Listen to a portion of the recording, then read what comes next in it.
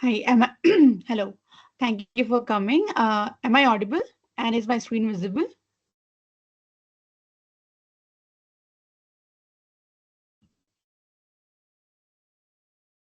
Yeah, thank you so much. Okay, so we will begin. Yeah. So today, as you can see the image on the slide says that we're going to start by talking about mitochondria. So prior to this session, we have seen glycolysis, gluconeogenesis, Krebs cycle. So today we will see how ATP is generated from which of these pathways. So how does the intermediates of each of these? So we saw right that the intermediate of glycolysis was connected to the pathway of Krebs cycle. From there, you have certain intermediate that we will see how they contribute to the generation of ATP. So that's what we're going to look into today. And the thing that we're going to discuss today is about oxidative phosphorylation. There is another kind of phosphorylation which is by the use of light, and that's what we're going to do in the next class, which is next Tuesday. So today we're going to focus on oxidative phosphorylation, and we're going to start by discussing about mitochondria because that's the site where oxidative phosphorylation takes place. So mitochondria was found to be the site of the oxidative phosphorylation by Kennedy and Leninger. And what they found was that mitochondria has these features that make them amenable to the complex regulation between the pathways. So let's first look at the structure of the mitochondria. So you can see there's an outer membrane, there is an inner membrane here, and then you have the matrix. Now, if you look into the yeah, just a second. Yeah. Now, if you look into the feature of these membranes, so you will find that the outer mitochondrial membrane, it is readily permeable to small molecules and ions, basically via the porins. They will be so these proteins will enable these small molecules and ions to move freely across the membrane. But when you look at the inner membrane, you will see that it is impermeable to small molecules and ions. So you already have this difference here that the outer membrane is permeable and the inner membrane is not permeable, right? And when I say it's not permeable to small molecules and ions, I mean H plus as well. So protons are or hydrogen ions are also not uh, able to cross the inner membrane on its own, right? So what happens here is that in this inner membrane, there is respiratory electron carriers, which are what we're going to look into.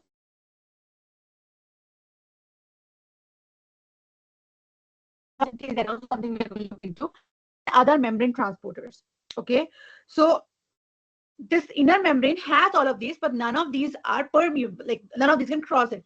There are only certain specific transporters that can allow things, molecules to cross the inner membrane, right? And then the selectively permeable inner membrane, therefore, segregates the intermediates and the enzymes of cytosolic metabolic pathways from those of metabolic pathways occurring in the matrix. So what is it guiding? What is it lining? It's basically lining the matrix, as you can see here. So it being impermeable basically segregates the contents of the mitochondria into in matrix and inner membrane. And what you find mainly in the matrix, you find mostly metabolic processes, while in the cytosol, you will generally find so there are different kinds of pathways that play in different compartments, and you can now see how well regulated they are. So if you now see matrix, we already see into what are the contents of inner membrane. Now, if you look into the content of matrix, you will see all the pyruvate dehydrogenase complex, citric acid, fatty acid, amino acid, all the metabolism or metabolic pathways of all the biomolecules, the enzymes which are part of those pathways are present in the matrix. Only the respiratory electron carriers, which is what we're going to look into today, and the ATP synthesis machineries are located in the inner membrane. So this is what you need to be first clear, because this will also come handy when we are looking into the proton flux, right? So you should know that there is this clear distinction between the mitochondria for the two compartments. Okay. Now, having said that, before I start with the oxidative phosphorylation, uh, what is happening here is that you have several electrons and they are funneled to several universal acceptors.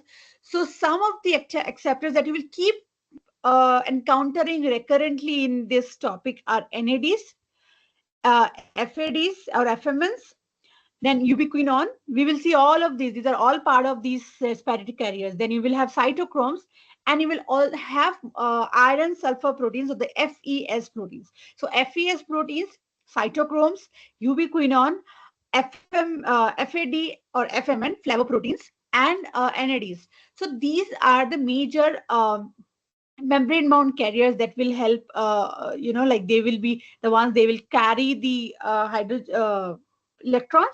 They will also be the one who are also electron acceptors. So they will be the one who are playing the major role.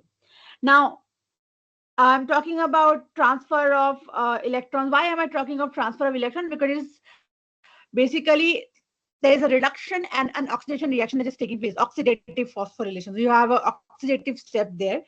So the electrons, when you will see they are transferred, they are transferred in three ways. They can directly be transferred. For example, Fe2 plus or Fe3 plus can directly change the oxidation state, or they can transfer as a hydrogen atom where you have a hydrogen H plus and an electron pair, or they can transfer as a hydride ions.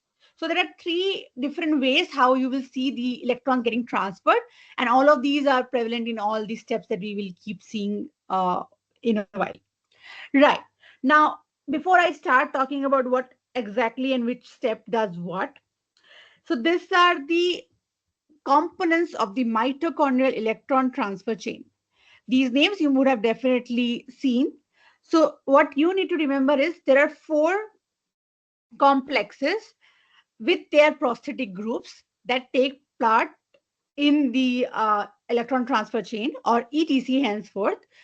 So in the ETC, you have these four enzyme complexes, and we will see how they are present. And they all funnel electrons to finally to oxygen.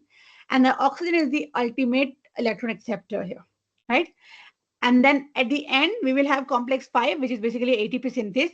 Here, remember, there are two things that are taking place. One, the electron is getting transferred and the oxygen is getting reduced. But at the same time, you have ATP synthesis. So for ATP synthesis, that's a different part.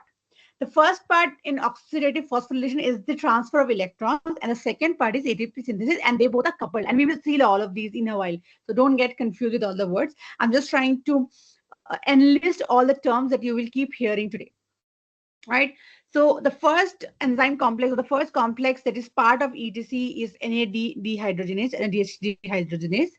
And the prosthetic groups which are present in this complex are FMN and FES. FES is what I said, iron sulfur proteins will keep saying. So one of them is NAD, as I said. Second group was FMN, third group was FES. I also talked about cytochromes and ubiquinone, which we will encounter in the third and fourth complex. The second complex is succinate dehydrogenase. This enzyme we had already encountered in the Krebs cycle, so we will see it's doing the same function here. And the prosthetic groups are FAD and FES. Ubiquinone, cytochrome C, oxidoreductase, right? And you will see this is a complex 3, and this has heme and FES in its prosthetic group.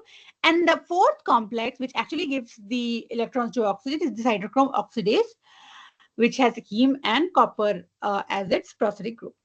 Okay.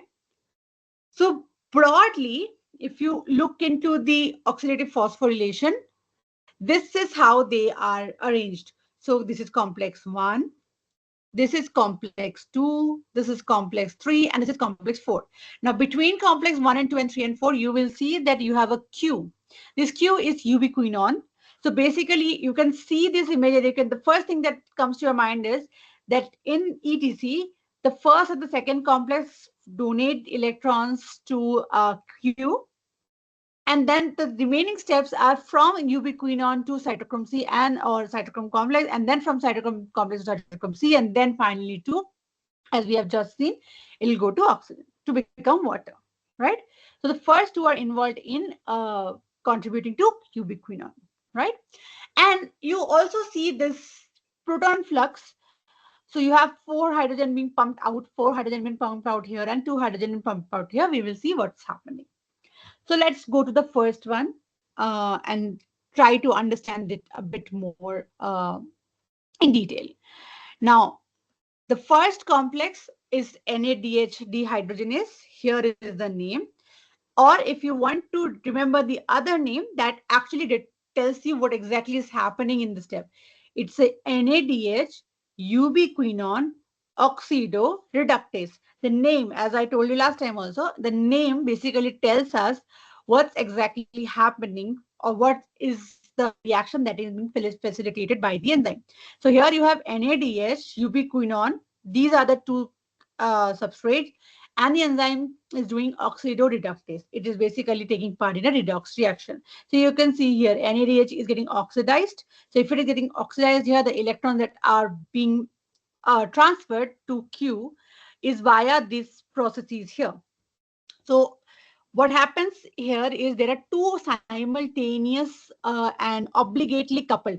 So whenever I say obligately coupled, it means that these two steps or whatever steps we will discuss, they are always together. None of the other can function without the other. So if 1 and 2 are basically steps that or reaction that will always take place together. That's not possible that if you don't have 1, 2 will take place, or if you don't have 2, 1 will take place. If 1 and 2 are present, or if 1 happens, only 2 can happen, or vice versa. So they are obligately coupled. We will see another of such instance in coming slides, right? So basically there are two simultaneous and obligately process. The first is exergonic transfer of to ubiquinone of a hydride ion from NADH and a proton from the matrix. Let's first understand this before going to anything else. The first word says exergonic, means whatever the reaction we are going to see now, it's a highly energetic. So it gives out a lot of energy. There's a lot of free energy there, right? And what is happening? There is a transfer of hydride. I told you hydride ions are possible. Hydrides are basically something like this. Just a second. Yeah, so hydrides are basically something like this. Wait a minute.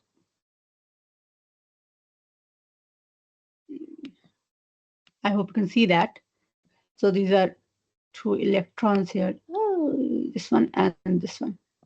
Right? So basically it's a hydride which is having two electrons, and this is the negative charge on them. Right? So there is this transfer of hydride ions from NADH here. So NADH, when it is giving away the H, it is getting oxidized to NAD plus and H plus.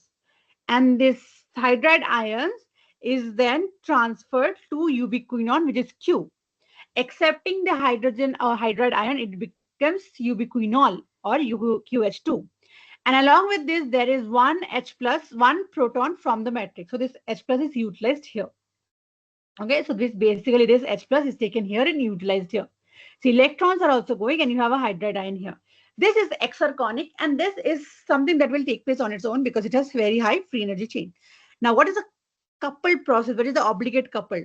This is happening, and along with this, there is an endergonic transfer of 4 protons from the matrix here to the intermembrane space. You know the intermembrane, the outer membrane, the inner membrane. So there is a space between the two membranes, and with this exergonic transfer, you have this endergonic. Endergonic means utilization of the energy.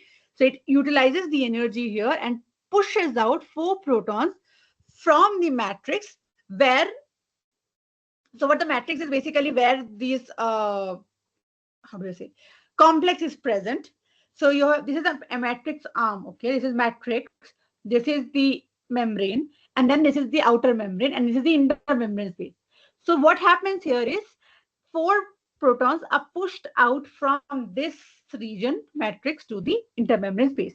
Now, there is a removal of H plus here. So the positive charges are pushed out. So it becomes less positive. So it is called N side or the negative side.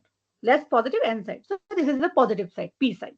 Because you have positive charges flowing into the intermembrane space. So this therefore is the P side. This is how you can remember. And this is the N side.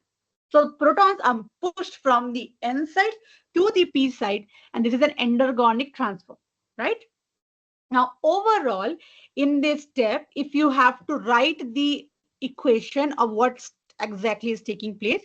So you have NADH, which is what you're starting with. You're using 5 hydrogen from the matrix, from the n side, 5 hydrogen, one is this, and the 4 that is being pushed out. And you have a quinone, ubiquinone. What is the product? You have a NAD plus, you have 4HP plus, and you have a QH2, right? So your ubiquinone is getting reduced to form ubiquinol, and you have 4 protons being pumped out. So that's the first complex step, what is happening at the first complex. Now let's move to the second complex. Now second complex is doing the same thing.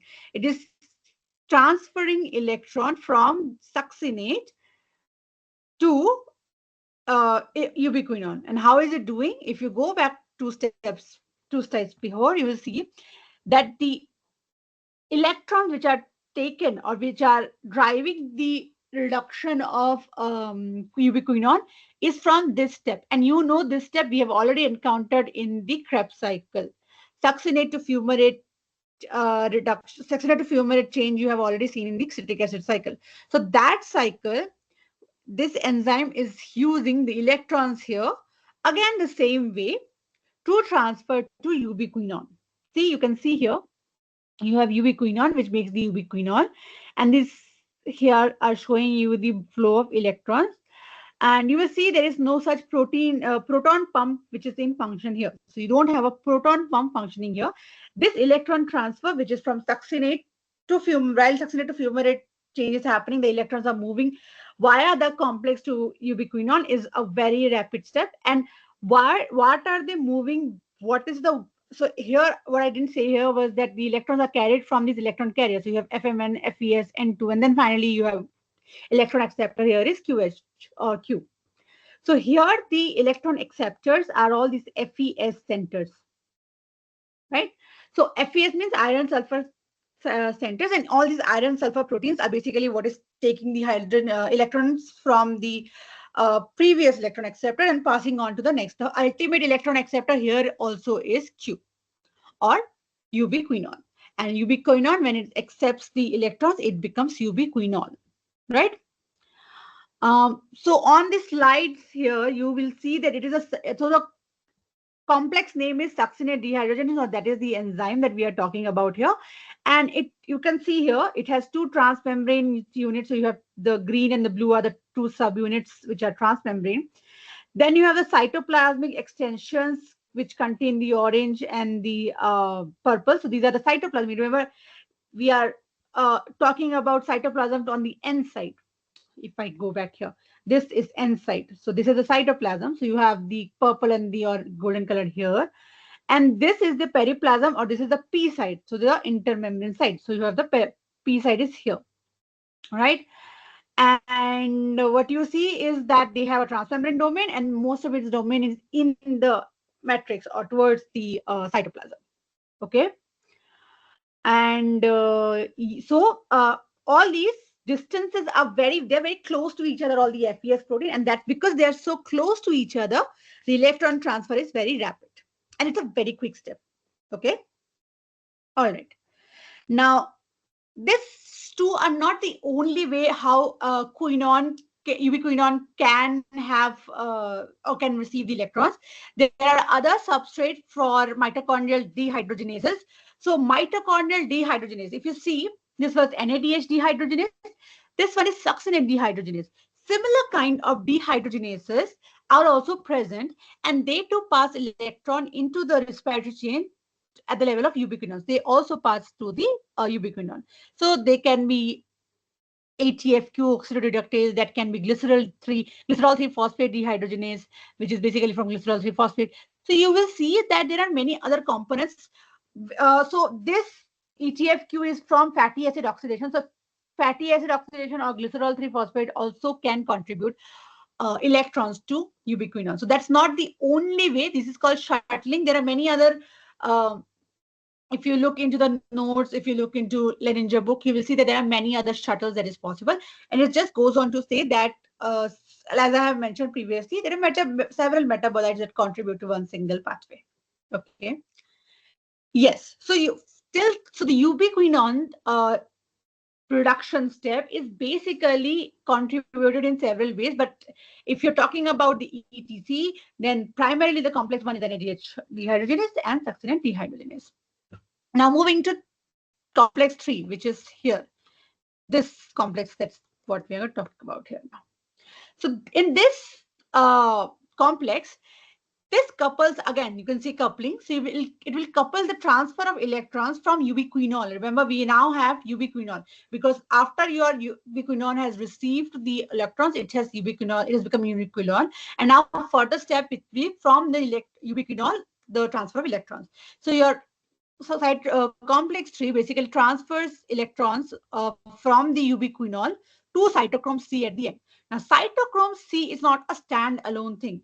Cytochrome is a complex, and it is, as you can see, it has many subunits present there. So if you see the name here, it's either cytochrome BC1 complex, which is basically these many C. So you can see here also B, C, and C1. So cytochrome, multiple type of cytochromes are present, or it's also called ubiquinol cytochrome C oxidase reductase because that's the last or the final electron acceptor. So ultimately, if you have to give the with the starting and the end point, it's basically ubiquinol to cytochrome C.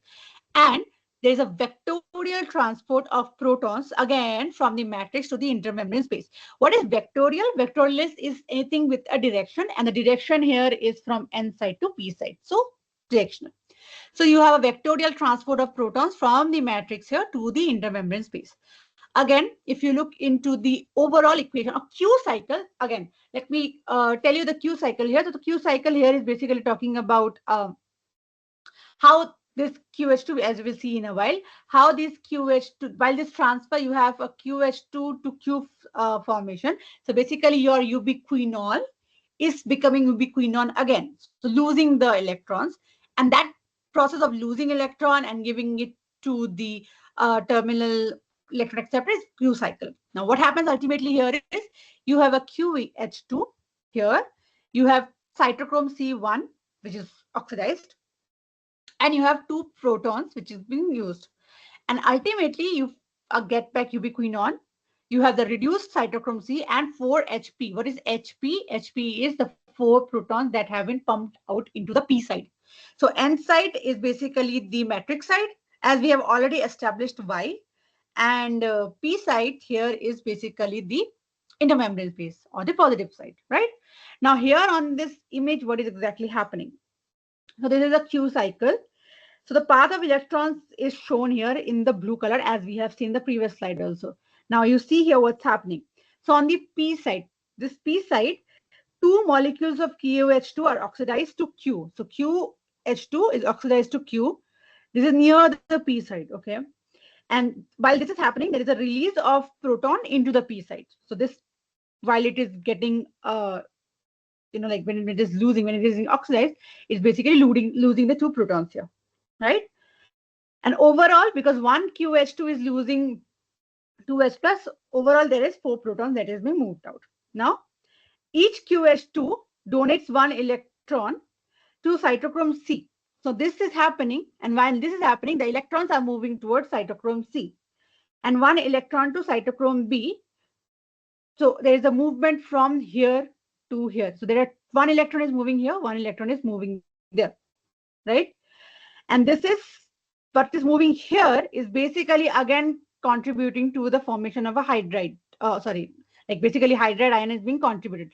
So here is an electron that is being passed here. 1 electron is going to cytochrome C, but the other electron is coming back to Q. So what happens is, this electron that is transferred to a molecule of Q near the N side, it again reduces it into 2 steps. So if you see this one here, this Q is again getting reduced. So the cycling is here. You have a QH2 which is forming Q, but the same electron that went out is again further helping it to reduce and forming QH2 again. So you have 2 protons moving out, but you also have 2H plus being used. So that's the 2H plus that is being used here, right? So what you need to remember at all these steps is what number of protons are being pumped out, what are the complexes that are in play, right? Okay, so here again you have 4 proton being pumped out from the n side to the p side, right? And the terminal acceptor of electrons here is cytochrome C. Now lastly you have cytochrome C, which ultimately gives it to oxygen, which is the terminal electron acceptor in oxidative phosphorylation. So here this is the cytochrome C. So this carries electron from cytochrome C to molecular oxygen, and which gets reduced to form water. So you have 4 H plus, which is being used as a substrate to form or to reduce molecule of oxygen to give you water. This is on the N side. Now, while this is happening, all the song and dance, the electron transfer which is happening is via cytochrome C to CUA. Remember, we have already spoken about copper as an intermediate or copper as a prosodic group here. So the electron is getting transferred from here. This is where it starts. So cytochrome C, remember if you see in the end here, cytochrome C was here. So the cytochrome C gives to QA center, then to a heme, then to, so this is heme A, then to heme, then A3QB center, and finally to O. So all these is where um, the electrons are moving through. And why are they moving through so many intermediate steps? Because remember reduction potential, so you need the reduction potential in such a way that your passing of electron is favored. So that's why you have all these intermediate steps. So ultimately it goes to the oxygen where it is reduced to the water. But at the same time here too you have 4 proton being pumped out, right? So overall the reaction becomes 4 of cytochrome C, which are reduced where? Reduced here in this step, using 8 of H plus from the N side oxygen, ultimately having oxidized cytochrome C because it has lost electrons, 4 HP, so 4 of these moved into the P side and 2 water molecules. Okay, right. So you have all these 4 steps. Here is a proton pump. Here in this third is a proton pump. And in the end, you have again proton pump. So if you look into the overall uh, series of the oxidative phosphorylation, you will see that you have 4 protons here, 4 protons here, and 2 protons moving out from the fourth complex. Overall reaction, if you want to write, one single NADH getting reduced to NAD plus, NADH plus, oxidized to NAD plus, NADH plus S plus O2, it's giving you NAD plus plus water, right? But when you see the overall number taking into account all the protons from the N side to the P side, so you will see you have NADH plus 11 of proton from the N side plus half molecule of O2, which is getting oxidized to NAD plus 10 protons in the P side and water molecule.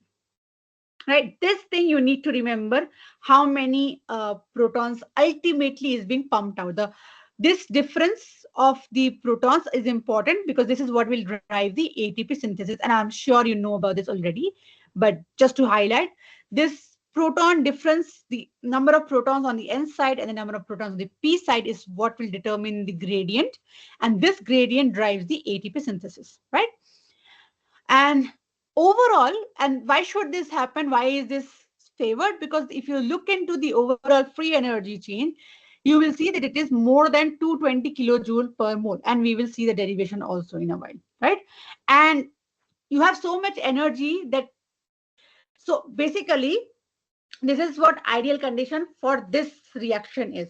If you need to oxidize one NAD and generate one water molecule, this much energy is required. And remember, we have discussed that if you're calculating standard free change, you're doing it under the assumption that everything is at 1 molar or everything is at a standard condition. But in cells, concentrations vary.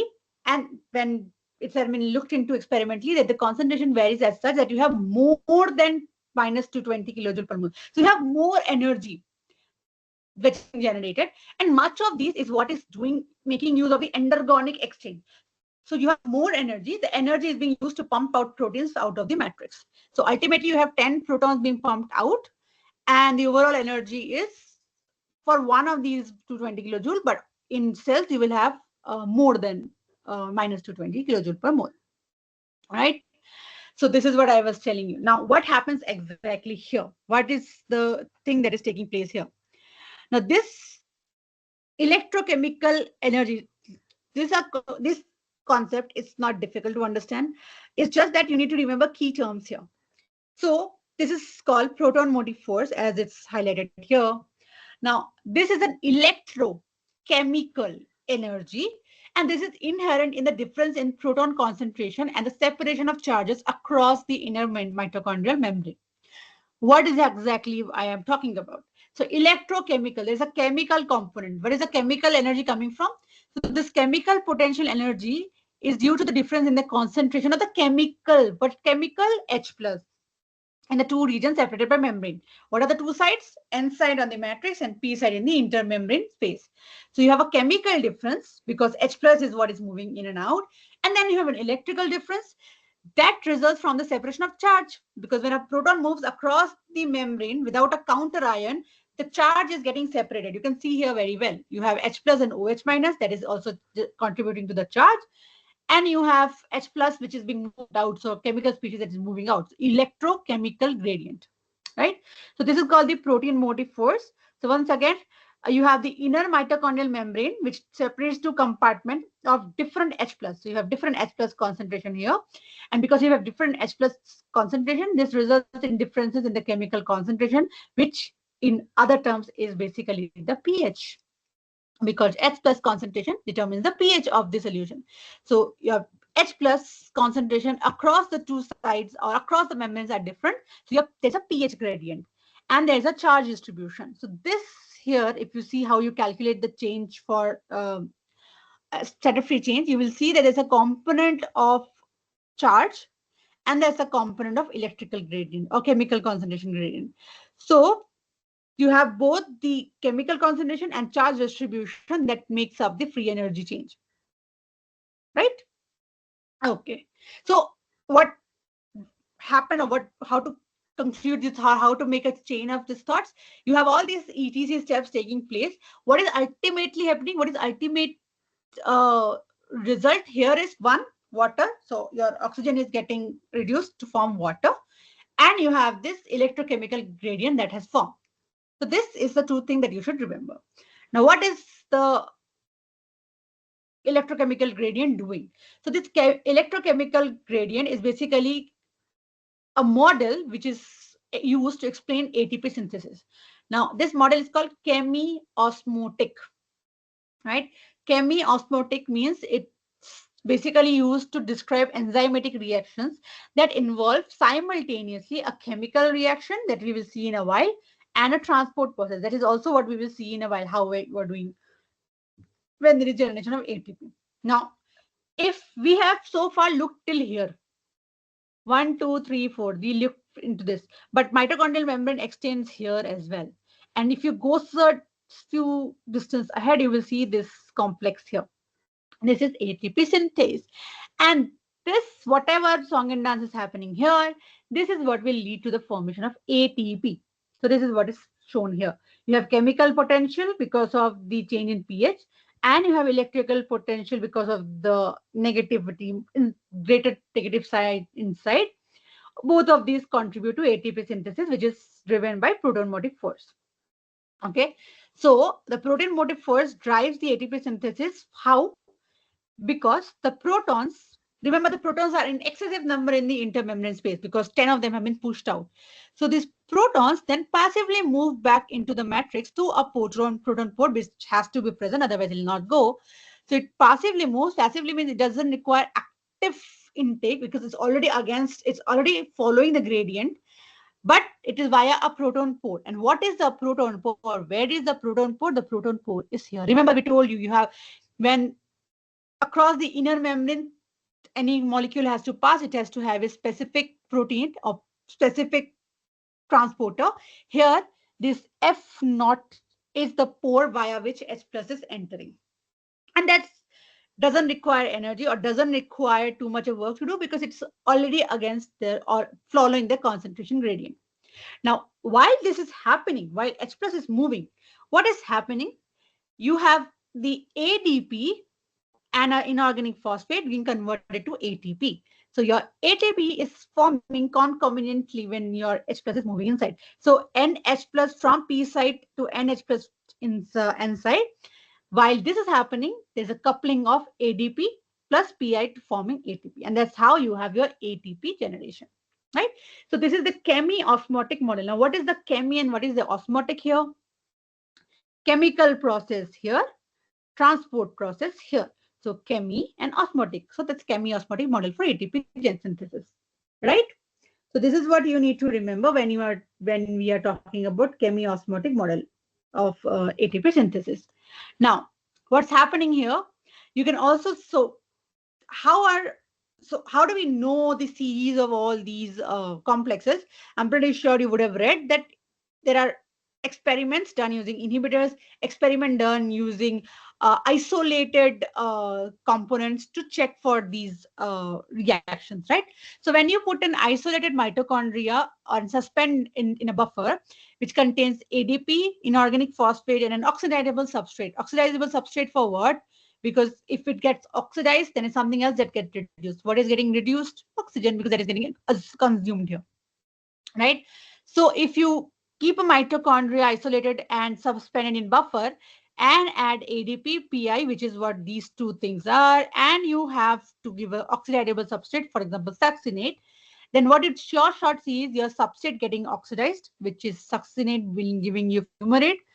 Your oxygen here is getting consumed and ATP is getting synthesized. So what you see or what we understand from here is that oxygen consumption, this step, or when you see this step, and ATP synthesis here. So this and this step, they depend on the presence of an oxidizable substrate as well as ADP per PI, because the energy of the substrate oxidation drives the ATP synthesis. So whatever we read till now are all coupled because all the energy here drive this ATP synthesis in the mitochondria, and that's why they are again coupled in an obligate manner. So coupling in obligate manner, as I told you, you will keep hearing this term again and again, but don't get confused. It's if you look into the follow of, or if you follow the words, you will understand what's exactly happening and where are they used. Now, this, whatever I was telling about F naught and Fi or Fo and F1, this is ATP synthase. Now, what is ATP synthase? Why does it have two Fs with each other? So this is a complex enzyme, which is again part of the inner mitochondrial membrane, as we have just seen. And it catalyzes the formation of ATP from ADP plus PI. PI is inorganic phosphate. And it is accompanied by the flow of protons from the P to the N side, the opposite side this time, but this is because it is following the concentration gradient. Now this is called the complex 5. All this while we were doing 1, 2, 3, 4, this is the complex 5. And this has two components, as we just saw. We have the F1 and FO. So FO is here and F1. F1 is an peripheral membrane protein, as you can see, facing the matrix. And FO is integral to the membrane. So this is FO. It's on the membrane. Now, this ATP synthase, if you will see, you can see here, it basically has this equilibration between ADP. It can bind to ADP and an inorganic phosphate, or it can bind to ATP, right? So if there is no proton gradient, if this ATP is synthesized, it is on the surface of the enzyme. So you have these beta subunits that you see on the enzymes. So if you look into the enzyme structure, you will see that it is very complex. It has some multiple complexes. You can see here 3 beta units, 3 alpha units, then you have a gamma, then you have epsilon, and all these, right? Among these, the beta are the subunit which are actively involved in ATP synthesis because they can bind to ATP and ADP plus PI both and in an equilibration manner. But if it is bound to ATP, it will not release the ATP until there is a proton gradient. So here, when the moment there is a proton gradient or proton flux, this ATP which is bound on the surface is released for usage by the cell, and that's how you have generation of ATP, right? So the proton gradient that we have seen, it causes the enzyme to release the ATP, and that's why it is concomitant, because this reaction in its own is taking place. ADP to PI forming ATP, but that ATP is not usable because it is stuck on the enzyme on the subunit or the enzyme. So that gets released only when there is a proton gradient, and that proton gradient is formed from the previous step. So you can see all of these are well connected and why they're all dependent on each other, right? Now, if you go into more detail about how exactly ATP synthesis is taking place, so I just told you, so there are 3 active sites on the F1, 1, 2, 3. It takes turn in catalyzing ATP synthesis. So let's start with a given unit. So this is a given unit. So look into this. So it's like, you can say like a star, 3 alpha, 3 beta. So alpha, beta, alpha, beta, alpha, beta. So this is how you are arranged here. 3 alpha, 3 betas in repeated fashion. So you have alpha, beta, and alpha, beta. Okay. Now let's say a given subunit and look at the flow of the arrows. So follow these. So let's say you have a given subunit, one of these subunits, and you are starting in the beta ADP configuration. Basically, when it's with ADP and in the conformation with ADP, it's called beta ADP. So beta ADP conformation, it binds to ADP and PI. Now, the subunit will change conformation, assuming the beta ATP form that tightly binds and stabilizes ATP. So when there is, what it happens is it forms this ATP. Okay, so you have 3 forms. So you have ATP PI. When it changes its conformation, it becomes the form which it's bound to ATP. Right now, beta ATP here is tightly bound and it stabilizes. So bringing the ready equilibrium of ATP PI with ATP on the enzyme surface.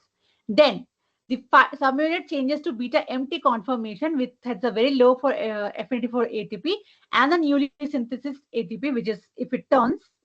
So one thing that you should notice is the beta is turning every time. Here, the beta is turning here. The beta is turning here. When it turns into this final configuration, the active site configuration is the empty configuration. That is when the ATP is released. So it's like this. It is bound to the ATP PI also, and it is bound to the ATP also. Rotational catalysis means in the name you can see it's rotating. So then next, when it is, there is a proton gradient, it rotates. When it rotates, this other beta comes into the forefront. Now this is again very tightly bound. Then there is another rotation, and then this rotation is taking place. This subunit comes to the forefront, which is called the beta empty conformation, and this ATP is then released, right? Because this final conformation has very low affinity for ATP, so it releases. Now what happens? In another round of catalysis will begin when this subunit again assumes. So this again rotates, and now it comes to this form. So the moment it keeps rotating, it will give out the ATP, and this rotation is because of the proton gradient, right? So the conformational changes that you see, this is what is driving the passage of the protons through F0 portion of the ATP synthase. And because it is rotating, and lastly, it is catalyzing the synthesis or release of ATP, that's why it's rotational catalysis. The names give away what exactly is happening in the process. So don't get overwhelmed if you are still trying to understand. If you read it once and try to understand at every step what is happening, it will be very clear to you. And don't get overwhelmed with the names, right? Right. So I will stop here. This is what we are trying to do. This is what we had to see, like the ETC and then the ATP generation, right? Now, in your lecture notes, you would have topics on shuttles, which are something that we have briefly touched. And in the coming questions also, you will see, but something that I did not actively discuss today, because this is shuttling. If you understand the basic or the basic flow, for you to grasp the shuttles and the other alternative reductases, it's easier, right? And what I did not discuss was regulation, again, because regulation I'd already discussed in the previous classes, and it follows the same principle. If you have more of the end product, you won't need the steps, it's regulated. If you have less intermediates, then you will have the reaction taking place. Same logic, same idea, all these are interconnected, not just these few steps. You have glycolysis, which is regulated, you have Krebs cycle, and what we haven't done and will be doing in the future is fatty acid oxidation, plant respiration. We will be probably also doing nucleotide synthesis and degeneration. So all of these are correlated with each other, and then all of these metabolites have a interplay with each other. So I did not choose to, I chose not to discuss the regulation, but when you are studying, do check or have a look in the regulation of these steps also. They are equally important for you to understand where exactly what is happening. Okay, but what we will be now doing is several questions on these topics, so that the more the questions we practice, more this topics is, we are well versed with the topic. And questions, as always, are from the previous assignments, previous year questions. And I have also included some gate questions just so that we have practice of different types of questions. Okay, so let's begin with the first question. So you have 6 reactions here. The question is, which of the following reaction release sufficient or more than sufficient free energy? Basically, you need to you need to remember the free energy change for all of these reactions. And which of them have sufficient energy for the conversion of glucose to glucose 6 phosphate?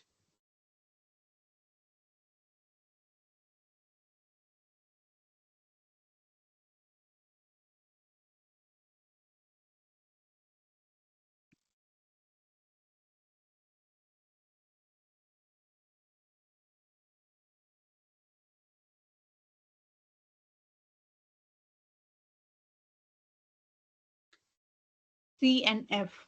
Since you're the only student person on the class today, we will follow and we'll move as soon as you answer until someone is 12. And for the online people, if you are watching it and if you have still haven't answered, please feel free to pause it and then you can answer and then you can read again. Right. So, yeah, Aditi is saying C and F. Well, C, yes. F, yes, along with B, because B also has minus 61.9, if that's the logic you followed. So the idea here is that they should have high energy change, and that should facilitate this conversion of glucose to glucose 6 phosphate. Now, glucose to glucose 6 phosphate requires energy. So it comes in the form of generally in the form of hydrolysis of ATP, if you remember glycolysis, and it has a free energy change of plus 13.8, right? So you would need energy which are higher than this, and like we've already seen, PEP has minus 169 61.9. C, which is UDP glucose becoming UMP glucose, UMP and glucose 1 phosphate has minus 43.4, and F has minus 45.6. While the other, which is the first one, which is DHAP converting to glycerol dehydrate 3 phosphate, it has plus 7.5. Plus means it is endergonic. It is only using energy, so it won't be able to give energy.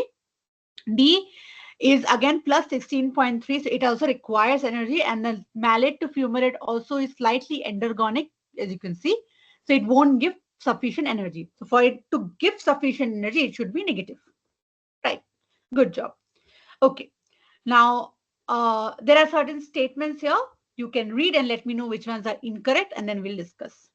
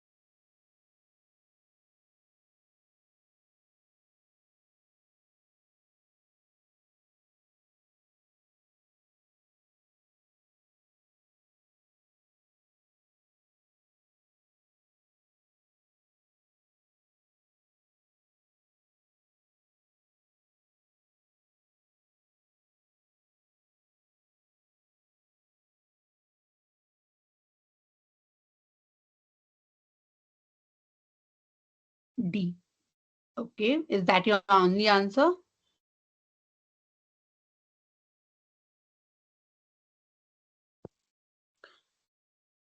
Okay. Okay, I will wait. You can answer and then I will check.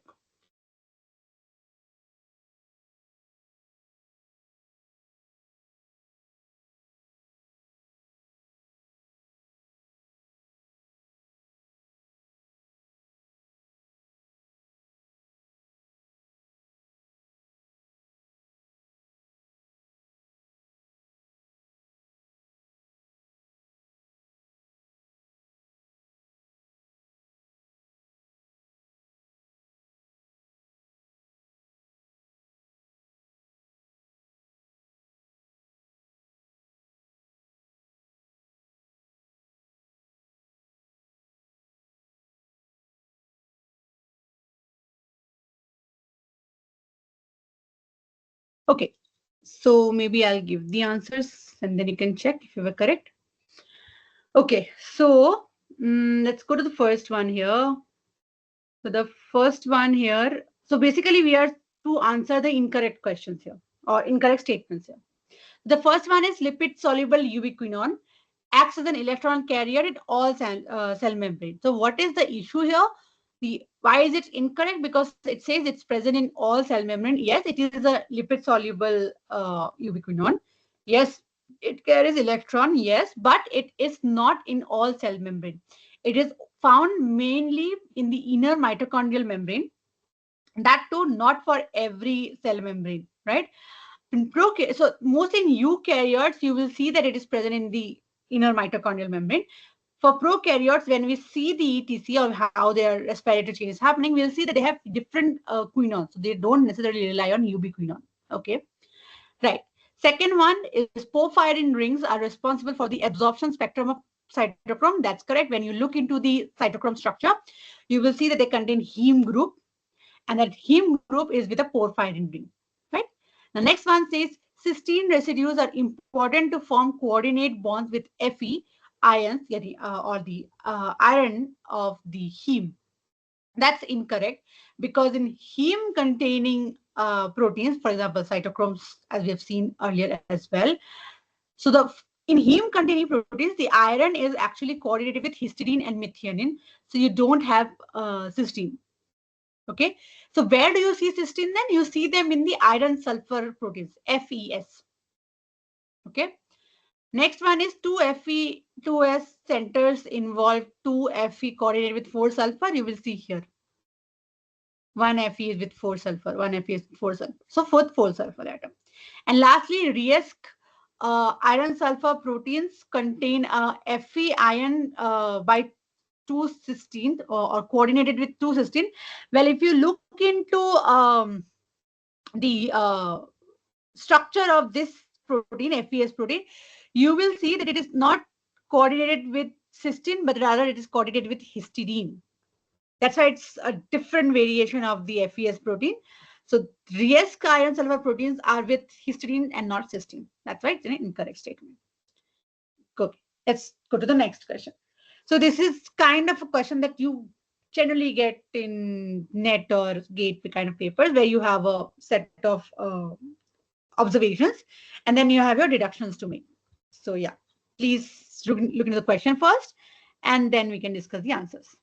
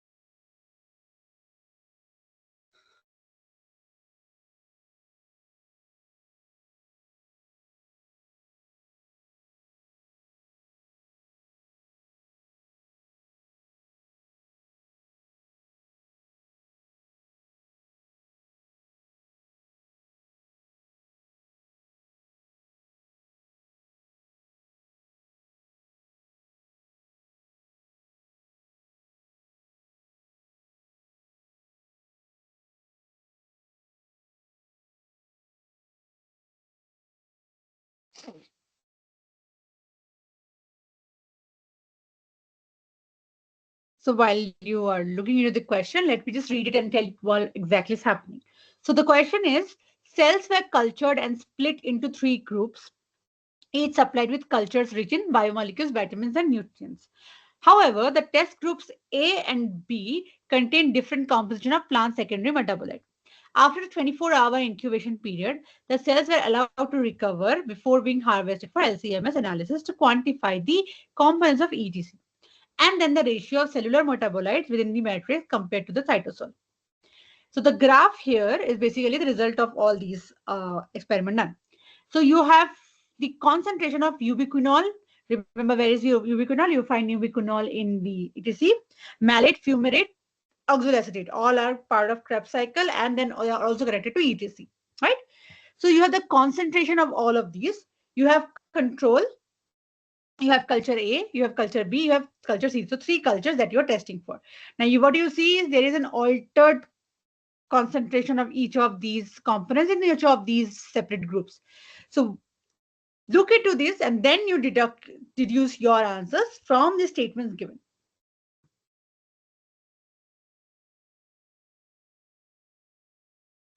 So what you need to remember, because you're looking at ETC and how the question is given is, you can remember or you can see in the electron flow chain of in the ETC, which complex has which product and how does the complex function if that product is high or low in number.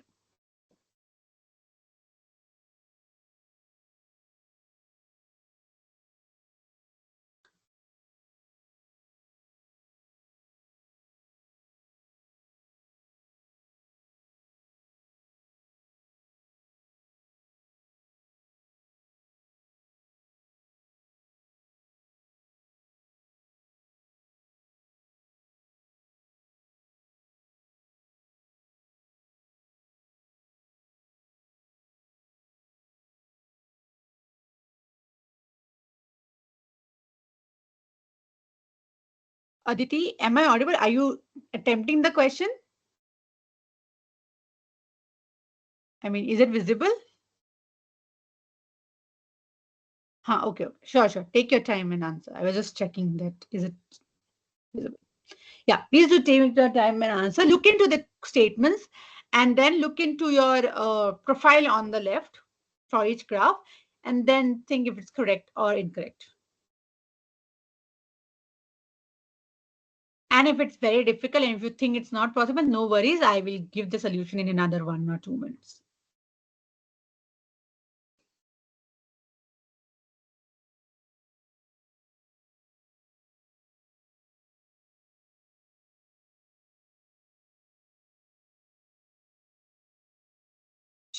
Sure. Okay, let me just give the answers to first. These are the answers.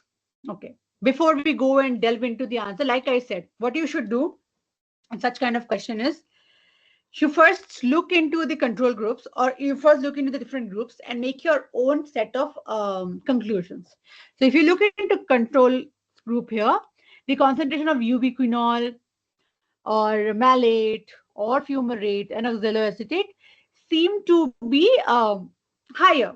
So if they are higher, because remember where is ubiquinol? Ubiquinol is the reduced form in the complex 1 and complex 2, right? And what does it mean? If it's there is ubiquinol, it means your ETC is taking place. If your electron transfer chain is properly functioning, if all the complexes are functioning properly, then all the respective terminal electron acceptors concentration will be higher. So if your ubiquinol is higher, that means either your NADH dehydrogenase or your succinate dehydrogenase has been able to give electrons to ubiquinol. So your ubiquinol is higher. Similarly, your fumarate, malate, oxaloacetates are also higher. So that means everything here is functioning in the proper way. And that's why it's a control, right? So you should know that this is what a control state is. Now in control culture A, you have ubiquinol high and you have malate levels high, right? But your fumarate and your oxaloacetate are significantly reduced. Let me show you where was fumarate so that it gives you a thumbs up. Yep. Yeah. So your fumarate concentration should be higher because that's what means that your complex is working fine. Your ETC complex 2 is working fine. But you have fumarate significantly reduced. That means your this complex, which is succinate dehydrogenase complex, this is not functioning properly in the culture A. Similarly, in culture B, all of them are not at a greater level. That means everything is problematic. There is some problem with the metabolites flux or some problem with the ETC. And again, in the culture C, you have moderate reductions in, like if you see malate and oxaloacetate, you have reduction. And your fumarate and ubiquinol, if you see, fumarate is this, and ubiquinol, they are higher, yes, but still not as comparable to as control, but higher than these guys here. That means something is working, but not at level that should be the case, right? This is my conclusion. This is how you will read a graph and try to imagine what's happening. Now let's look at the statement and try to come back to these things. Now, first one says culture A is in energy surplus state, which is impossible because your ubiquinol is fine, your malate is fine, but what happened to your fumarate and your roselloacetate? If these are not in high, that means your second complex is not working. And what is the energy surplus state? It means everything is higher than in number that is required.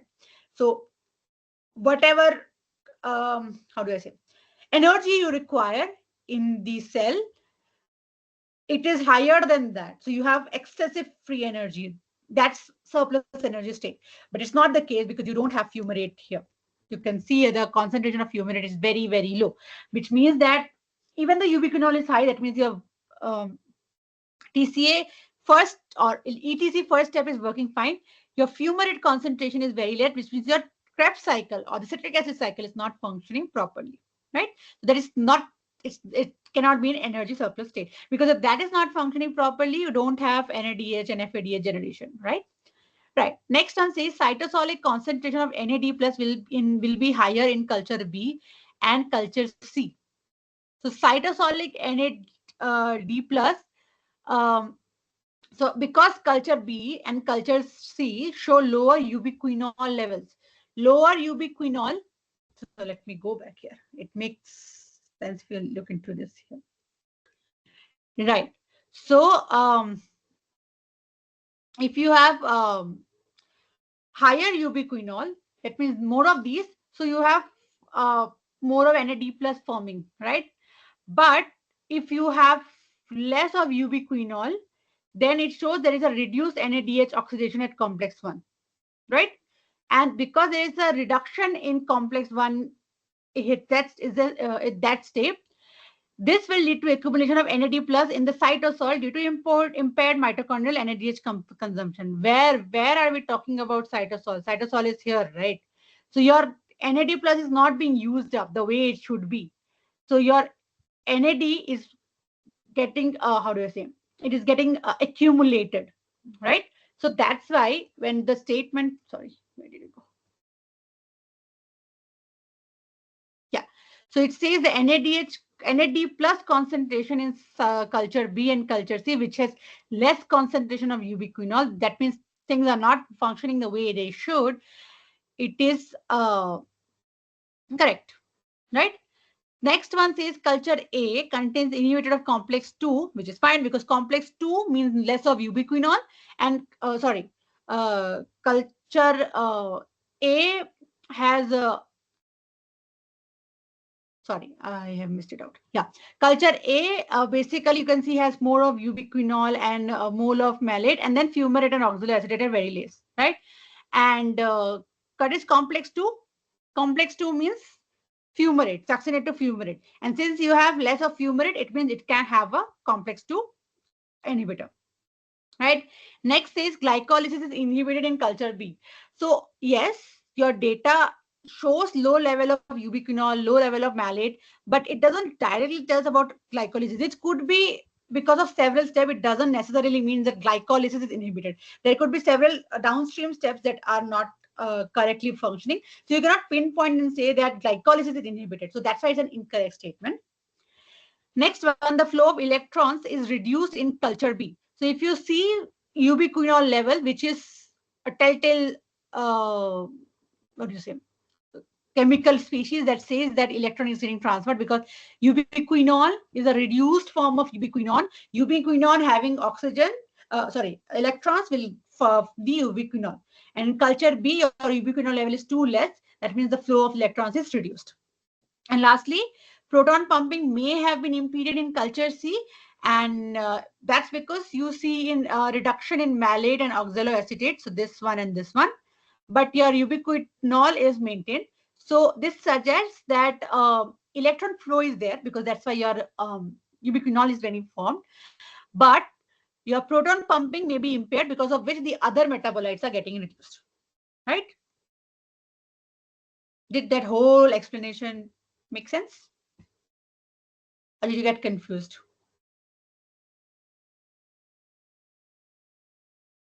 Okay, thank you so much. Okay, let's move to this. This one is not very complicated. This is a simple question. This is from a GATE paper. So it basically says that look into the enzymes and their cofactors. So I gave this question here as a reminder that you should remember the coenzymes or the prosthetic groups or the yeah, basically the holoenzymes and the apoenzymes is something that you should remember. Yeah, let me know your answer. Thank you.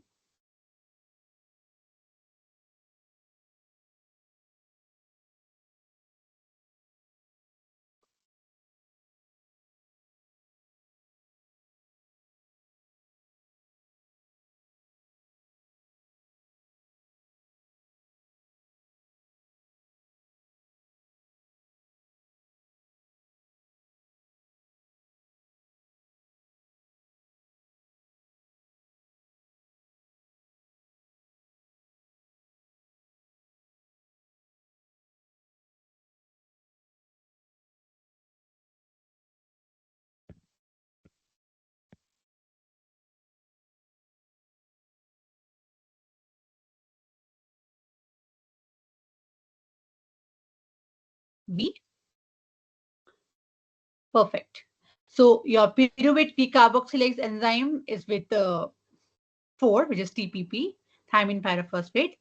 Q, glyceraldehyde 3-phosphate dehydrogenase, that is with NAD+.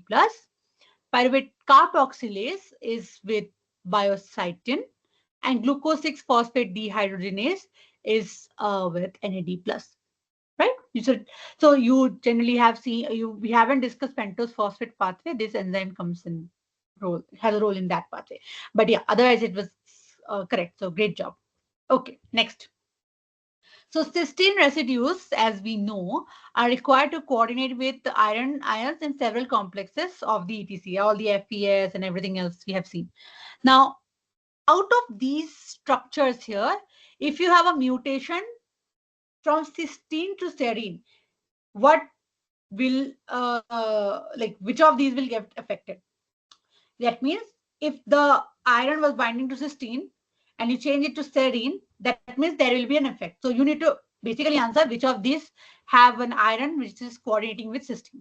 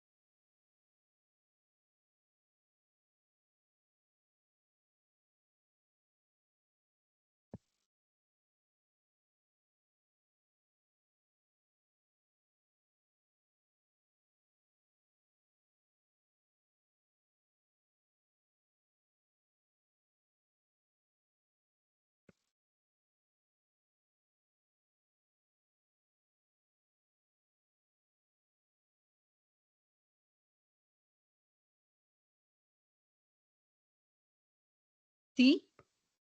Okay. Any other answer?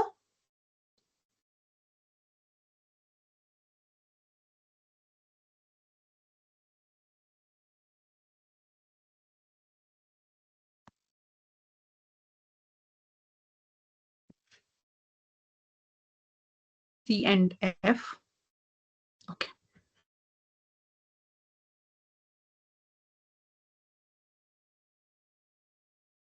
That's it.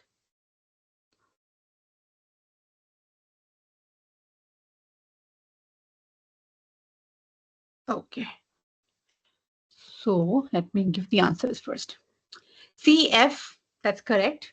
D, along with that, you also have E, right?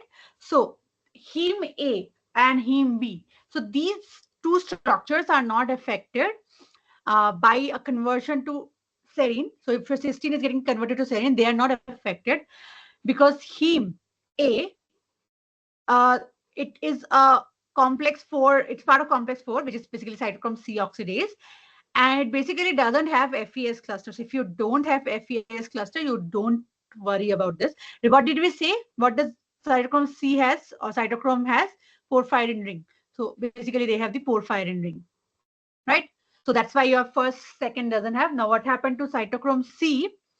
So when you see cytochrome C, what happens is they have groups which are linked to or coordinated with the cysteine. So that's why this is getting affected, right? Now ubiquinone, on the other hand, as we have seen, it's a lipid soluble carrier. It does not have FES cluster, so doesn't require.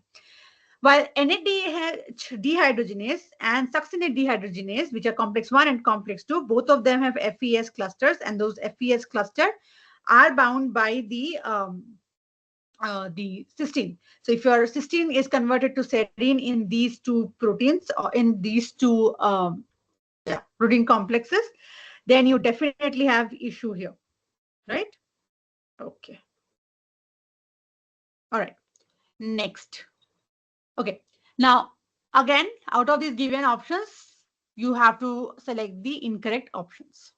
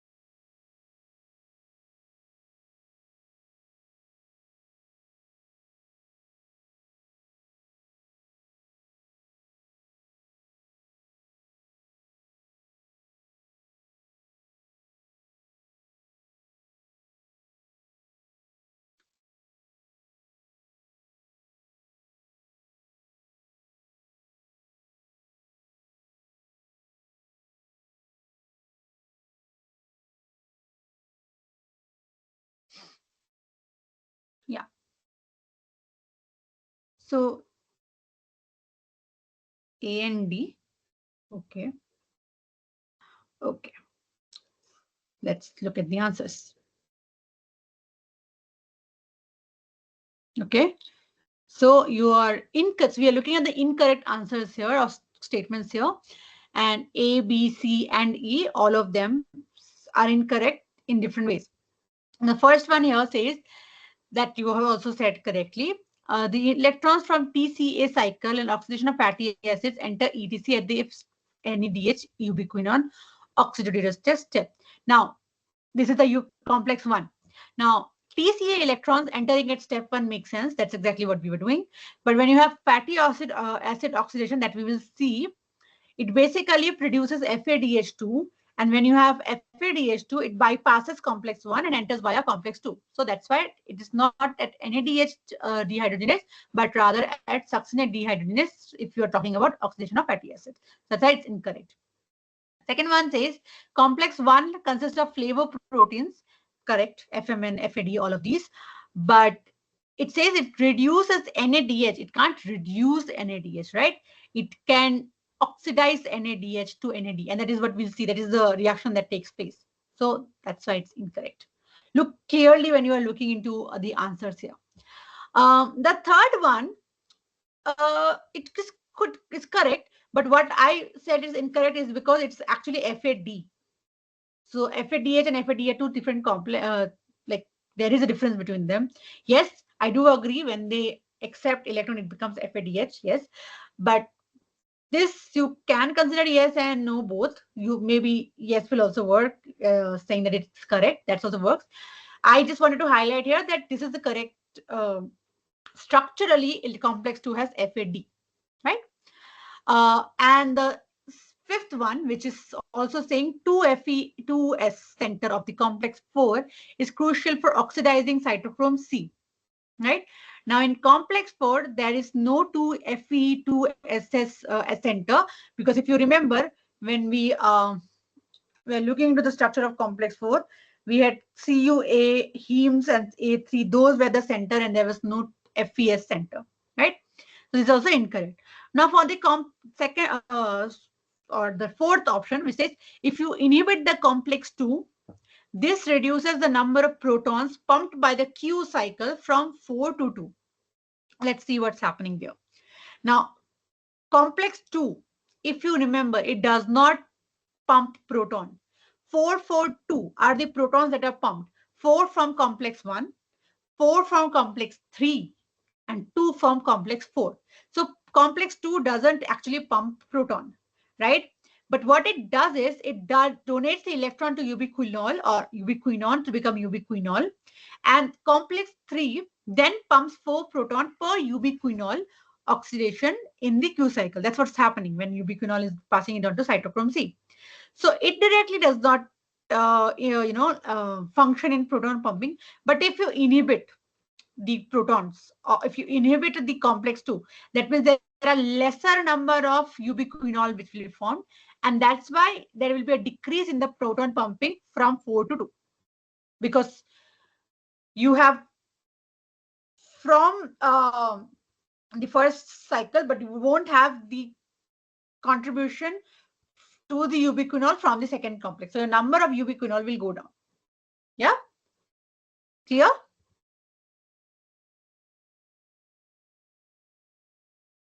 Okay, let's move to the next question. Right. So I said, right, we will have a lot of these kind of questions so that it becomes easier and you have a better, and these I have told earlier also, these questions can serve as a revision guide for you. So when you're revising these topics, you can come back to these slides and look into these questions so that you can have a quick grasp over the topic. Right. So you'll have a lot of questions like this. So this one's again saying that you have to choose the correct statement regarding alternative oxidases. So alternative oxidases are all those alternative dehydrogenases that we're looking into, or the shuttles that we were looking into during the EDCs, right? So I'll let you answer first, and then we can discuss.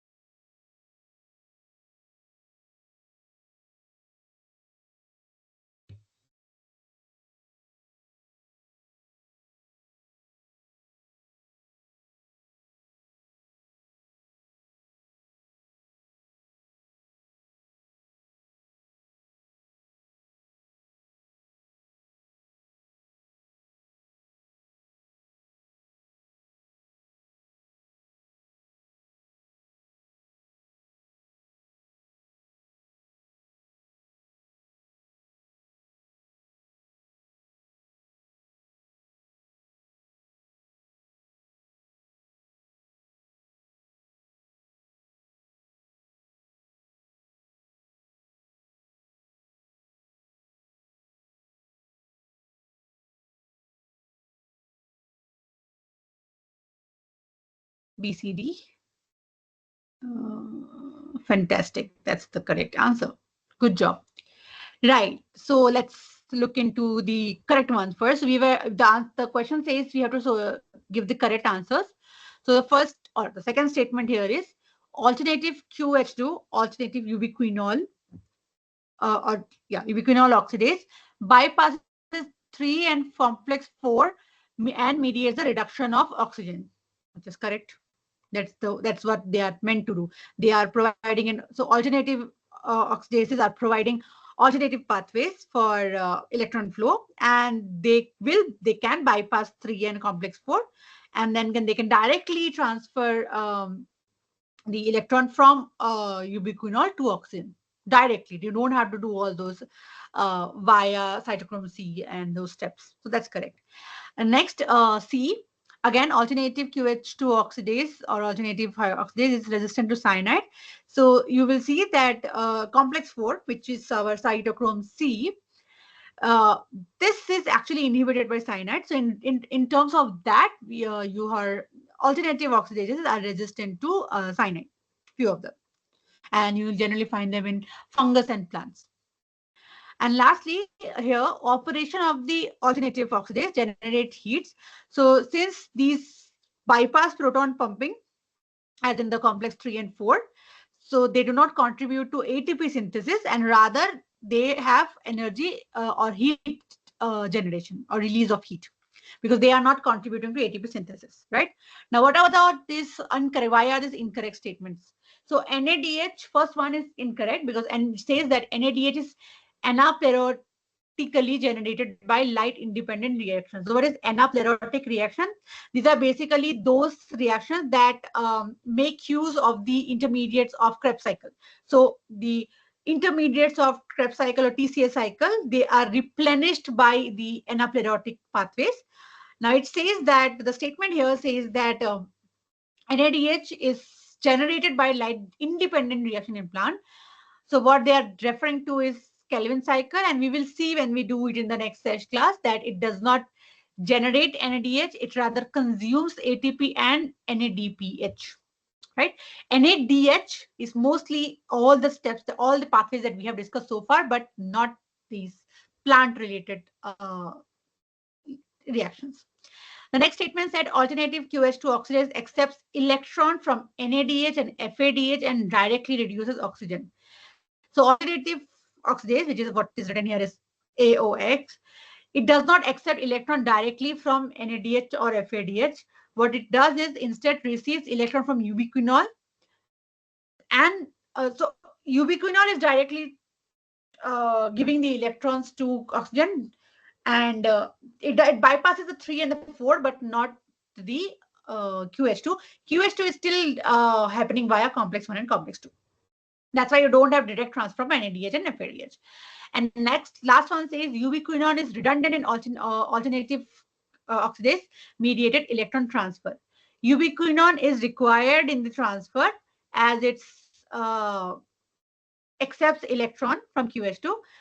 But without ubiquinol, these would not receive electrons from upstream metabolic pathway. Okay, so that was about it, and you got it right. So that was great. Right. Next one, again, you have a set of statements and you need to give the correct statements.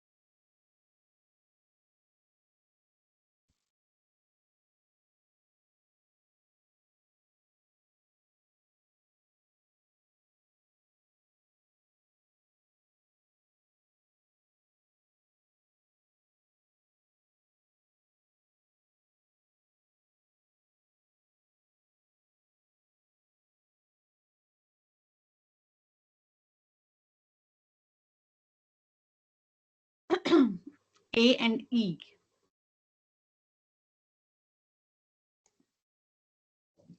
Well, just a second.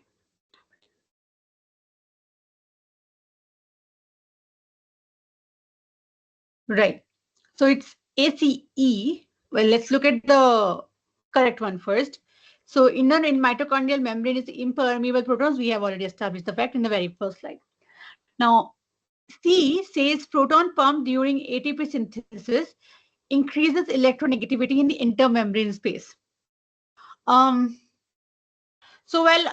is a proton gradient which is dissipated as protons move from intermembrane space to the matrix, right? And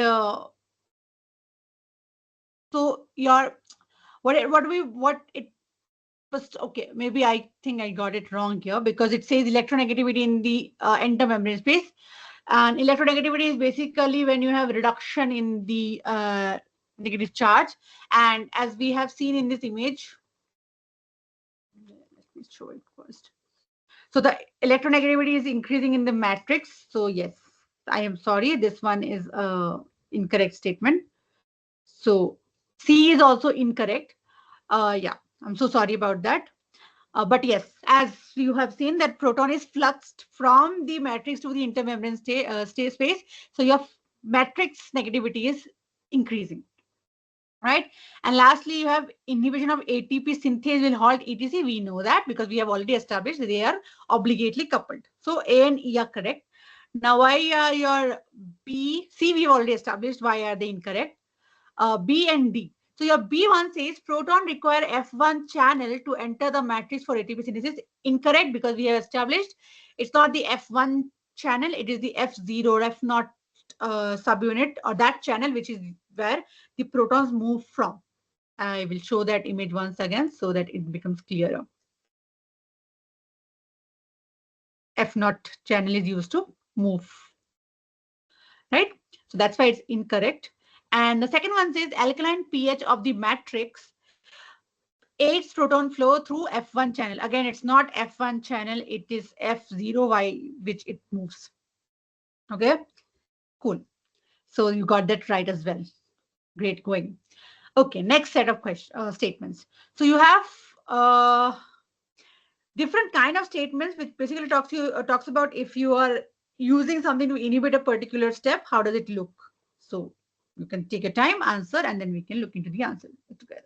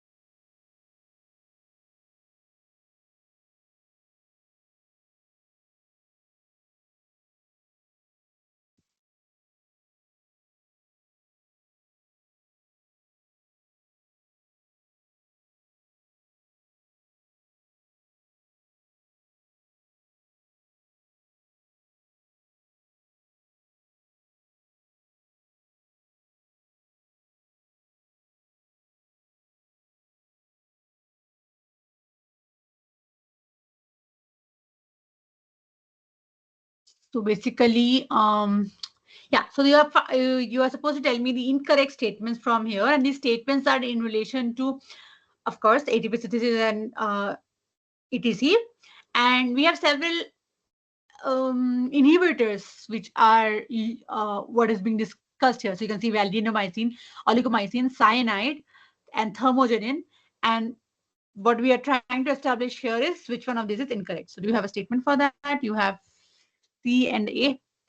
Okay, so C and E are correct, and even E is also incorrect, right? So let's look into this, what's exactly happening here. So the first one here is incorrect. We'll see the incorrect ones later. Second one says that your addition of oligomycin in vitro will inhibit ATP synthesis, which is correct. Oligomycin is directly inhibiting ATP synthase by blocking the FO channel.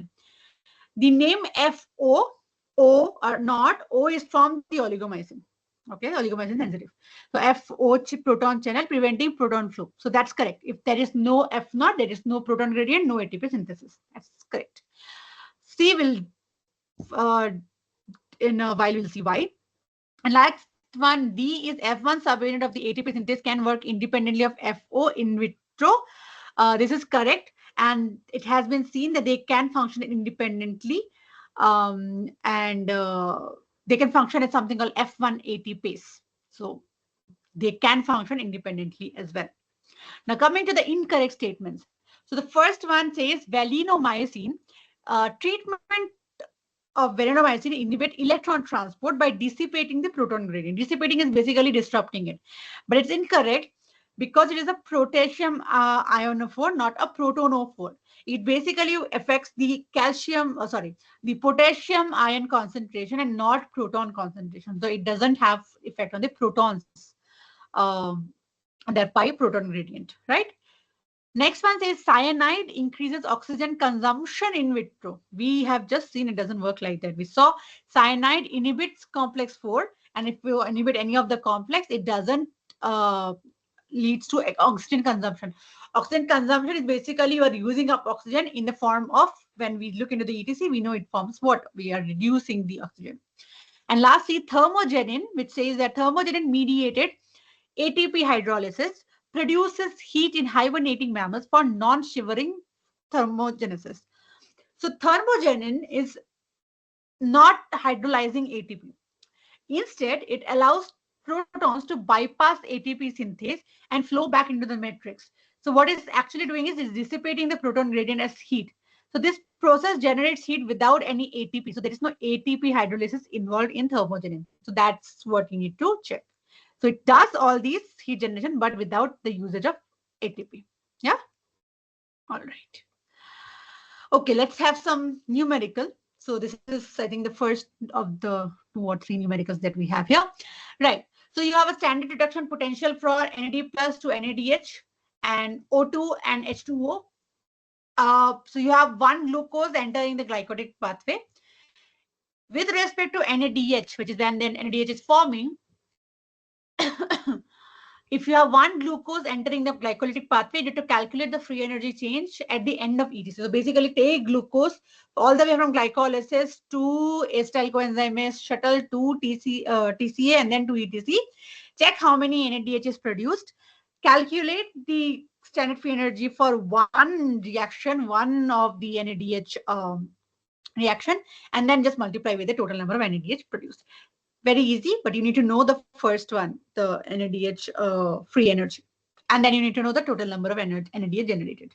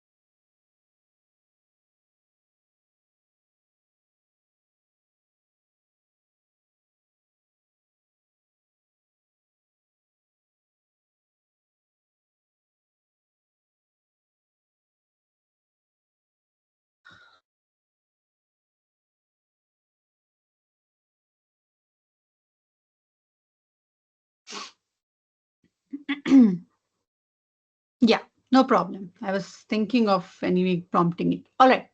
So, okay, the answer here is minus 2200 kilojoule per mole. And once we do it, it becomes very easier for us to understand, right? Okay. So I said we first look into the uh, energy change for the reaction that is taking place. What reaction are we looking at? Yeah, we're basically looking at the uh, reduction of NAD plus to NADH. That's what we are looking into. That's what the form. That is what is being formed, right? So when you look into this, your O2 and H2O, you will see that there are two electrons that are involved. So we know that delta G is minus NF delta E naught, right? Everything else we know, that's a constant. F we had already known. I should have given it to you probably. Or maybe I can give and wait for you in the step only. So F is 96.485 kilojoule per volt per minute mole. And now in this, we need to calculate the delta E naught change. Delta E naught, as we know, is basically E naught of acceptor minus E naught of donor. E naught of the donor, acceptor, electron acceptor minus electron donor. We have done this in the previous classes also. So we know from that E acceptor will be 0.0816 and minus 0.32. So that is the half cell reduction potential. We've already looked into this. So this is what we have. O2 becoming H2O is 0.816. NADH becoming NAD plus becoming NADH is minus 0.30. That is what is given to you here. So you see this is the reduction potential. NAD plus to NADH, O2 to H2O, right? Now, what exactly is happening when NADH is forming? Your you have acceptor minus donor. So you have 0.816 minus of minus 0.32, which becomes 1.136 volt. And then it becomes easy. Delta G is basically just putting all these value together. You get minus 219.2 kilojoule per mole. This is rounded off to minus 220 kilojoule per mole. Where did we encounter this number? We encountered this in the first few slides. I will tell you where did we encounter. We encountered it here. When we said that given the concentration of the metabolites in the cell, the overall free energy change, or overall free energy which is available in the cell is much higher than 220 kilojoule per mole. This is what was referred to here. How did we come to 220? We came like this, right? So you have 220 kilojoule per mole. This is but for one NADH production, right? One NADH when it is synthesized, right? Now, what is happening in your cell? How many NADH are we generating? I had told this, we need to remember the number of NADH synthesized. So there are total 10 NADH which is synthesized from glycolysis, pyruvate, and TCA cycle. So basically, overall delta G with respect to NADH is 10 into minus 220, which is minus 2200 kilojoule per mole. And this here is your snapshot of what exactly did we encounter in terms of numbers. So the net molecular energetic results from glycolysis is 4 ATP, 10 NADH, and 2 FADH2 molecule, right? And this is what you need to remember, because you also need to remember how many ATPs we get in the end. So the process of glycolysis, as mentioned here, and then the conversion to pyruvate and acetyl coenzyme A, and from one glucose molecule produces 2 ATP and 4 NADH, right? One turn of citric acid cycle produces 1 ATP, 3 NADH, and 1 FADH2. So total of 2 ATP, because one citric acid is using one acetyl coenzyme A. At the end of one glucose, you have two pyruvates. So one glucose gives two pyruvate gives you two acetyl coenzymes. So everything gets doubled. So you have 2 ATP, 6 NADH, and 2 FADH2, right?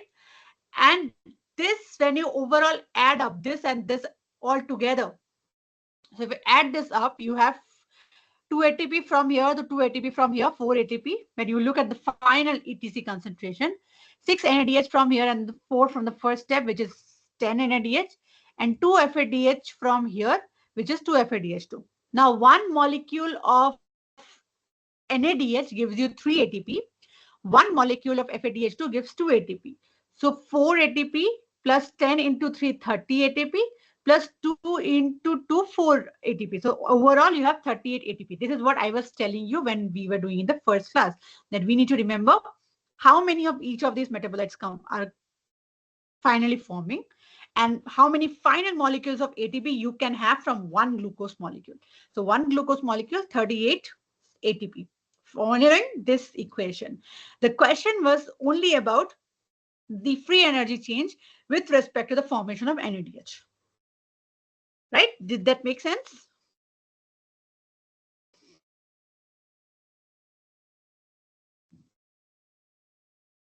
Yeah, thank you. Yeah, cool. This is easy. This is not difficult. Okay, now since we have already established this once, let's do it once again. So now you have one glucose unit which is converted from glycogen. So this glucose is converted to lactated muscle. So what is the net number of ATP molecules which are produced? You would have already done gluconeogenesis. You would have looked into the lecture. So you know this already. Think about how many ATPs are being used while glycogen is converted to glucose. And then that glucose is converted to lactate. How many ATPs are generated? And do the calculation and give me the one number for that. And it's not difficult when I say that.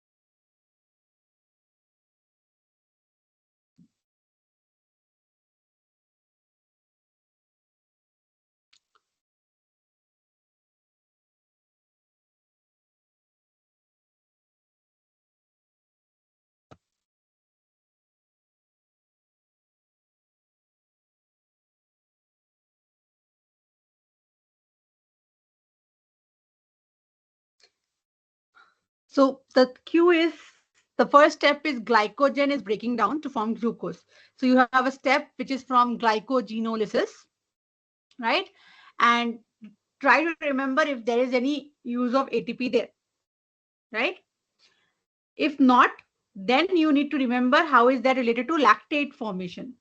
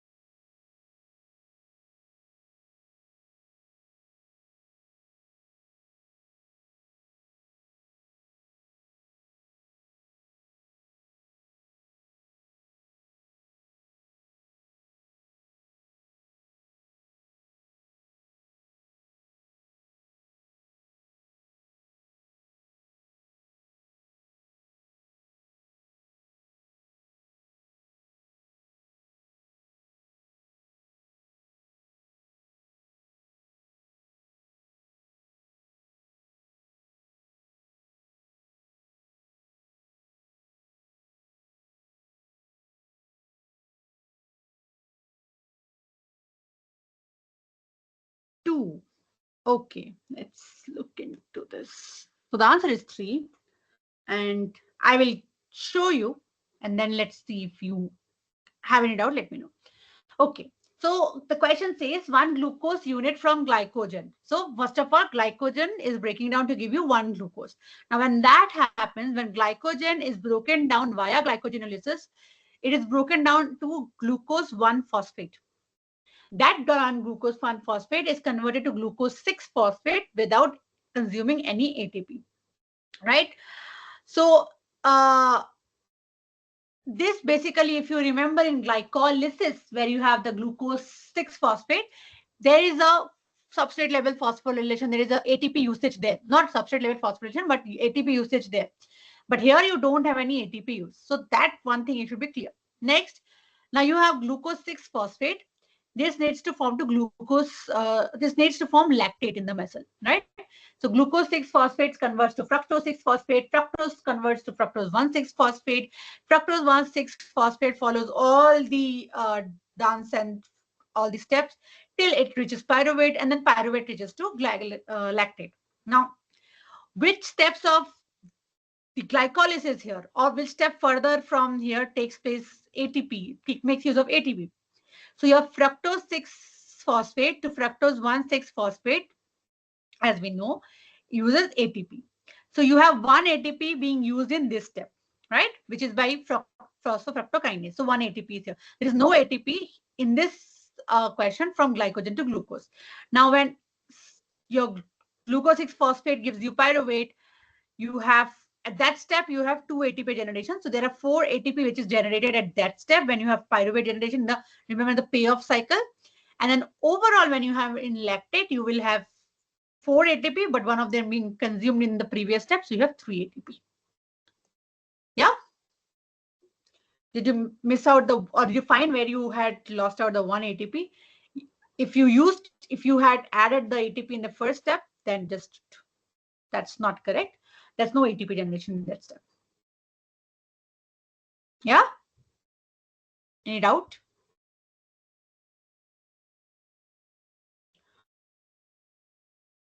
Okay. Since we have 7 minutes only left for the class, I had a lot of questions after this, but what I will do is maybe just one or two questions depending on how we solve it. But yes, there are some numericals which we can discuss in the next class before we start off with the new topic, because those are easier, or those are important for us to understand the concept, right? Yeah, let's solve these and let's get to the answers of the next ones. While we are doing that, let me just quickly give this answer for the people who are online. So the question here says, which one or more of the following statement is correct regarding the EMF generated by electron transfer chains? And the answers are, it is used for ATP synthesis and it is included as pH gradient component. That's correct. Why are the other two not correct? It says it is used for an active transport process, which is incorrect because you have it says it is not used for active transport process, which is incorrect because not only it is using the H plus proton gradient for ATP generation, this EMF is also used for active transport. For what? For the ATP translocase and phosphate transporter that is also another reaction or another process that is coupled with the proton gradient. And the other one says it does not include an electrical potential gradient. This is, we have already discussed that this gradient is electrochemical in nature. So there is both an electrical and a chemical aspect to it. Yeah. Okay. So our time ends here. So we have more numericals and questions. So we'll do those remaining questions in the next session first. Aditi, just a second. I'll just end this lecture and then we will look into your doubt. So in the next lecture, we'll follow with these new questions and then we'll continue with the photophosphorylation. Yeah. So that's for the next session.